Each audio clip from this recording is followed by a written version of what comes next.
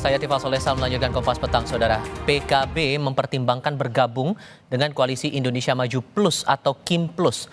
Pengamat menilai jika KIM Plus terbentuk akan merugikan bakal calon gubernur Jakarta Anies Baswedan. PKB mempertimbangkan bergabung dengan Koalisi Indonesia Maju Plus atau KIM Plus di Pilgub Jakarta. Wakil Ketua Umum PKB Jazilul Fawait bilang, bila KIM Plus terbentuk, maka Pilgub Jakarta berpotensi hanya jadi satu poros koalisi. Soal nasib Anies Baswedan jika PKB jadi bergabung dengan KIM Plus, Jazilul bilang semua kemungkinan masih bisa terjadi. Pilgub Jakarta masih sangat dinamis. PKB sendiri masuk ke KIM Plus Atau sudah ada tawaran nggak? Kita pertimbangkan kan sudah ada di publik tawaran itu. PKB akan mempertimbangkan untuk kebaikan Jakarta, kebaikan Indonesia. Berarti ada kemungkinan bahwa nggak akan dorong Anies untuk Pilgub DKI dong dari... Semua serba mungkin. Termasuk perspektif saja. KIM Plus itu kolaborasi dari semua kekuatan politik. Nah, kalau terjadi kolaborasi di DKI, maka akan juga terjadi kolaborasi di nasional. Karena DKI dengan nasional irisannya dekat. Berarti nggak? Sebelumnya, Ketua Harian DPP Partai Gerindra Sufmi Dasko Ahmad menyebut, Koalisi Indonesia Maju Plus yang terdiri dari partai KIM dan non-KIM tengah menggodok nama calon gubernur yang akan diusung di Pilkada Jakarta, Jawa Barat, dan Jawa Tengah. Di Pilkada Jakarta, Dasko memprediksi hanya akan 2 poros yang berlaga. Tapi saya yakin pada akhirnya di Pilkada Jakarta itu maksimal hanya akan terjadi 2 pasang aja yang bertarung. Nanti pada waktunya pasti akan diputuskan secara bersama-sama satu suara oleh Koalisi Indonesia Maju Plus. Ini nunggu Pak Prabowo pulang, akan ada pertemuan dari partai-partai Koalisi Plus, Koalisi Indonesia Maju Plus itu yang akan plus ada partai lain dong yang ikut kan begitu. Akan membicarakan mengenai pilkada tadi, ada Jawa Tengah, ada DKI kan begitu. Pengamat politik Ujang Komarudin berpandangan, jika perahu besar KIM Plus terbentuk, akan merugikan bakal cagup Anies Baswedan. Ya kalau itu terjadi, maka ini sesungguhnya merugikan Anies Baswedan. Kalau KIM Plus itu kan kemungkinan besar, misalkan PKB akan merapat kan begitu, Nasdem akan merapat, kan itu tuh. Ya kuncinya kalau KIM Plus itu ada pada PKS. Apakah PKS masuk ke KIM Plus? Kalau itu masuk, ya berarti ada perubahan peta. Anies bisa tidak berlayar, begitu loh. Tetapi kalau PKS-nya misalkan masih di luar koalisi KIM atau punya poros sendiri, ya maka dia harus cari partai untuk mengusung Anies agar bisa 20%. Mungkin saja dengan PDIP kan begitu. Karena PDIP saya tidak yakin kalau masuk ke bagian KIM Plus itu. Usai Partai Golkar mendukung Deddy Mulyadi maju di Pilgub Jawa Barat, diduga kuat KIM Plus akan mengusung Ridwan Kamil maju Pilgub Jakarta. Sejauh ini, Anies Baswedan menjadi calon gubernur yang mendapat dukungan partai politik, namun belum terbentuk jadi koalisi. Tim Liputan, Kompas TV.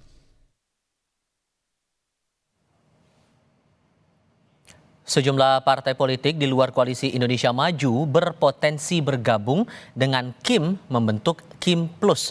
Jika KIM Plus solid di Pilgub Jakarta, tiket Anies Baswedan untuk bisa maju Pilgub terancam. Jika KIM Plus terbentuk, apakah koalisi di luar KIM Plus juga akan terbentuk untuk mengusung Anies Baswedan atau Basuki Cahayapurnama alias Ahok? Kami akan diskusikan bersama dengan para narasumber. Bergabung saat ini Wakil Ketua Umum Partai Golkar Ahmad Doli Kurnia Tanjung, kemudian politisi PDI Perjuangan Andreas Hugo Parera, dan pengamat politik Yunarto Wijaya. Selamat sore semuanya, apa kabar? Selamat sore, alhamdulillah baik. Terima kasih semuanya sudah hadir dalam diskusi kami kali ini.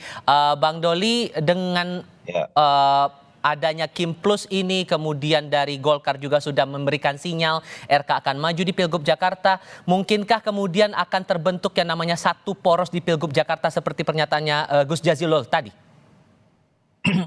Saya tidak mau berspekulasi ya, dan juga kemudian kami tetap menghormati ya keputusan masing-masing partai politik yang mereka punya kedaulatan, punya hak untuk mencalonkan siapa saja, dan juga ada nama-nama yang disebut seperti Pak Anies, Pak Ahok, dan yang lainnya. Mereka juga punya hak juga untuk dicalonkan untuk kemudian ikut dalam kontestasi pilkada dimanapun, khususnya di Jakarta. Nah, jadi itu saya serahkan kepada masing-masing partai politik. Nah, soal Golkar, kalau Golkar, kami di dalam 3 minggu terakhir ini melakukan komunikasi yang intensif ya dengan teman-teman di Koalisi Indonesia Maju di berbagai level, mulai dari di DPD Provinsi Jawa Barat, Jakarta, kemudian di level DPP, sampai ada komunikasi di level ketua umum yang mungkin dalam 1-2 hari ini akan ketemu, kemudian mengambil kesepakatan yang final untuk Jakarta dan Jawa Barat ya. Nah, dalam pertemuan-pertemuan itu kami tentu melakukan kajian dari berbagai perspektif, dari berbagai variabel. Tentu variabel utamanya bagaimana calon yang kita usung itu tetap punya peluang dan potensi untuk menang. Itu yang saya kira menjadi dasar. Nah, tapi ada yang berbeda ya. Kalau selama ini kita masing-masing punya kalkulasi sendiri-sendiri, Golkar punya kalkulasi sendiri, teman-teman Gerindra juga punya kalkulasi sendiri gitu, dan begitu juga Demokrat dan PAN gitu. Nah, sekarang kita punya rumusan baru yang bisa mempertemukan berbagai kalkulasi masing-masing partai politik itu menjadi kalkulasi bersama ya. Nah, tentu kepentingannya banyak, Baik. berbagai tingkat. Yang pertama tentu ya secara normatif ini untuk kepentingan bangsa dan negara, dan itu wujudnya adalah bagaimana kita mencoba mensinergikan ya jalannya pemerintahan ke depan ini. Memang harus ada satu irama antara pemerintah pusat, pemerintah dan pemerintah daerah. Baik. Nah, yang kedua tentu tadi soal peluang untuk memenangkan masing-masing daerah dalam kontestasi pilkada. Dengan isyarat dari PKB menyebut bahwa akan ada peluang mempertimbangkan gabung ke Kim Plus ini, Bung Andreas, jadi PDIP ini nanti di Pilgub Jakarta kan berjuang sendiri dong, gimana ngeresponnya? Jadi perjuangan selalu bersama rakyat ya. Jadi KUR plus koalisi untuk rakyat itu namanya. Jadi ya kalau ini kan pembicaraan antar elit, kita bicara dengan rakyat, bicara dengan teman-teman di struktural di bawah dan dengan berbagai komunitas masyarakat, terutama untuk mendengar ya apa sih yang diinginkan oleh rakyat di Jakarta ini gitu. Termasuk dari ya mereka-mereka yang dulu juga tidak mendukung PDI Perjuangan atau calon dari PDI Perjuangan, kita dengar semua gitu. Nah, karena ini penting untuk untuk Jakarta ke depan yang ya lebih ya baik di dalam suasana pemilihannya, juga pilkada nanti lebih adem, lebih baik, dan juga ya kita perlu juga orang yang kemudian tepat untuk memimpin Jakarta ini gitu. Dalam arti Jakarta dengan segala problematika persoalan-persoalannya, dan itu perlu seorang pemimpin yang mempunyai ya di samping dia punya leadership juga punya ya background teknokratis. Saya kira itu penting. Jadi di sinilah saya kira hal-hal yang perlu kita bicarakan dengan masyarakat. Kenapa? Karena di dalam proses pencalonan ini, kalau kita punya kader, kemudian kader itu ya mempunyai dukungan modal sosial yang cukup. Nah, ini kita tinggal bicara bagaimana kerjasama dengan partai-partai yang lain gitu. So simple itu gitu, sesimpel itu. Tapi memang ini harus dibicarakan serius mungkin gitu. Dengan demikian kerjasama itu bisa tercapai. Mau memperjelas juga nih Bung Doli. Jadi istilah Kim Plus ini siapa-siapa aja di antara partai-partai luar koalisi Kim yang di awal itu yang ikut menyatakan bergabung? Ya, plusnya kami kan begini, Koalisi Indonesia Maju ini kan koalisi yang memang dari awal terbentuknya ini bukan koalisi yang eksklusif ya. Kami terus membuka diri. Siapa saja yang ingin membangun komunikasi, apalagi ingin bergabung dalam koalisi ini, itu ya dengan senang hati, dengan tangan terbuka. Jadi kalau dibilang plusnya, ya bisa aja saya nyambung dengan apa yang disampaikan Bang Andreas. Ya Kim plus rakyat dan partai politik yang lain, bisa juga begitu kan. Gitu. Jadi kita belum bisa memastikan siapa ya, tapi dengan yang jelas Koalisi Indonesia Maju, apalagi teman-teman Golkar, sangat terbuka untuk membangun komunikasi dan kemudian bisa melakukan kerjasama politik dengan partai politik mana saja.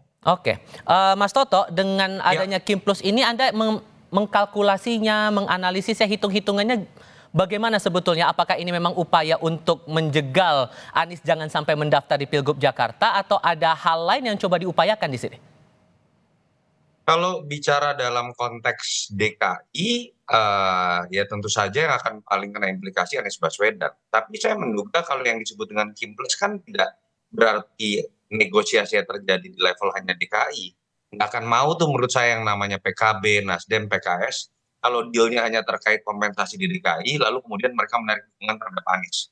Artinya ini kan kita berbicara spekulasi mengenai Kim Plus di level nasional, bahwa ada negosiasi mungkin saja kursi menteri mereka bergabung dalam koalisi Prabowo Gibran.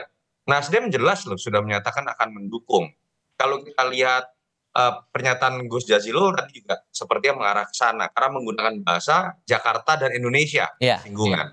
PKS kita tahu kemarin mendukung Bobi Nasution yang dianggap tadinya akan berseberangan. Ketika mendukung seorang Bobi Nasution itu berarti mendukung anak presiden. Bukan sekedar Bobi di Pilkada Sumut, artinya ada di lain yang lebih besar. Jadi menurut saya memang ini sedang terjadi sebuah negosiasi membentuk koalisi yang lebih besar di level nasional, tidak tahu akan deal atau tidak, dan implikasinya bukan hanya di Jakarta, Mas Ival, itu hanya salah satu contoh. Ketika di Jakarta yang efeknya muncul adalah penjegalan terhadap Anies atau Anies tidak bisa maju. Bukan tidak mungkin akan ada efek-efek di daerah lain. Contoh Banten, kita tahu ada kekisruhan atau perbedaan sikap antara dua partai terbesar di Kim, Gerindra dan Golkar. Bukan tidak mungkin kalau di atasnya ada sebuah kesepakatan yang sangat besar, di situ kita akan melihat sesuatu yang seperti terjadi di DKI dan di Jabar. Poin saya tapi yang paling penting adalah seperti ini, silahkanlah ada koalisi yang merasa kekuatannya mayoritas lalu mencoba mengatur-ngatur. Walaupun itu juga sebenarnya tidak baik buat demokrasi. Tapi yang saya lihat sekarang kondisinya, negosiasi di antara partai-partai ini seperti ada satu partai yang merasa lebih besar dibanding partai yang lain. Terkaan saya tentu saja partai Gerindra. Kenapa? Gerindra punya kader namanya Presiden Prabowo, Presiden terpilih Prabowo. Mereka punya kekuatan negosiasi tertinggi, bagi-bagi kursi menteri.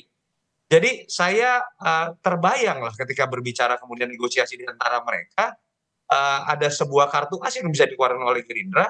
Anda masih mau masuk dalam koalisi Prabowo Gibran atau tidak? Anda mau masih mendapatkan jatah menteri sesuai atau tidak?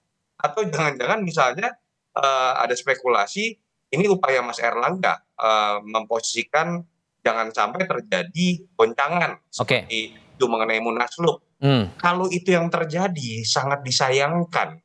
Bagaimana pesta demokrasi pilkada terbesar pertama kali di Indonesia bukan ditentukan oleh masyarakat dari bawah.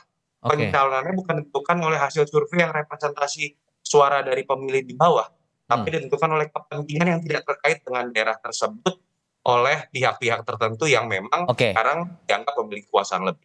Kalau melihat posisi dari PDI Perjuangan di Pilgub Jakarta, kansnya akan bagaimana menurut Anda, Mas Toto?